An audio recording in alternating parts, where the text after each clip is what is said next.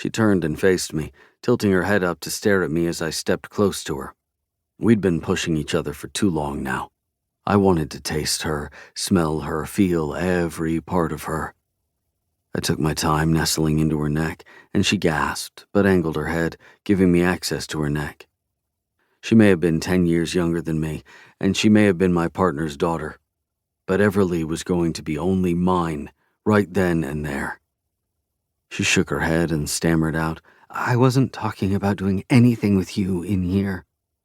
I took my time dragging my lips across her neck as I moved my knee between her legs. "Where'd it work?"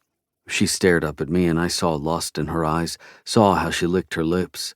"Piper does my PR." She was giving me an update, not, "It doesn't matter." She looked away and one of her hands went to her neck, full of necklaces, to play with them. She dragged her teeth over her bottom lip and it glistened enough that I had to lower my head to taste it. To taste her. I took her lips in my mouth and she opened them immediately, ravaging me like I did her, taking what she wanted from my kiss like she needed it just as much as I did. "We're at work. My father's gym, your gym. I barely am a part of this community. I don't want to make waves by sleeping with the king of it, especially when the king is friends with my father." With that, she pushed past me. I called after her, but she didn't listen. And she didn't listen to my text from earlier about taking a car home either. I didn't text her about it. I couldn't. Instead, I tried to let her go, because I knew everything Everly had said was right. It was just a matter of time before I figured out if we could ignore the pull of being wrong. "Carl, I'd rather not talk about it right now," I blurted out, and then patted his shoulder so he could calm down. I'd found it helped him in a weird way, like he was an overzealous puppy that needed a pat on the head every now and then. "Well, you can't date him." "That's not really up to you," I repeated in a matter-of-fact tone, trying not to cause a scene. "You can't meddle in everything." He scoffed as if he was affronted, but we both knew how he was. "So sue me for caring.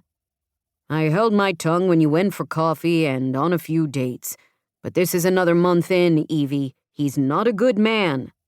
That was a lie. He hadn't held his tongue at all. Juna was walking by, pulling her arm across her chest in a stretch when she decided to stop and listen. She couldn't steer away from the gossip magazines, and we were turning into a live one for her viewing pleasure. "How you doing, Mr. Milton?" she asked, knowing full well he was irritated with the bright red of his cheeks showing. He immediately looked to her for help. "Tell Everly how bad Wes is." Juna smiled wide, her purple pixie cut swinging back and forth as she opted to give him hell instead. "Mr. Milton, Wes is sort of hot." The girl was a breath of fresh air in the stuffy gym with a foul mouth and loved to play devil's advocate, but it's not what Carl wanted. "I mean, I know he pulled that move last year on deck." "We're not talking about that. We don't talk about that at Heat." Carl cut her off and then groaned. He waved her off, and she fluttered her fingers before skipping away. Carl turned back to me. "The media has painted the right picture of Wes, and I'm not having you associated with that." Media.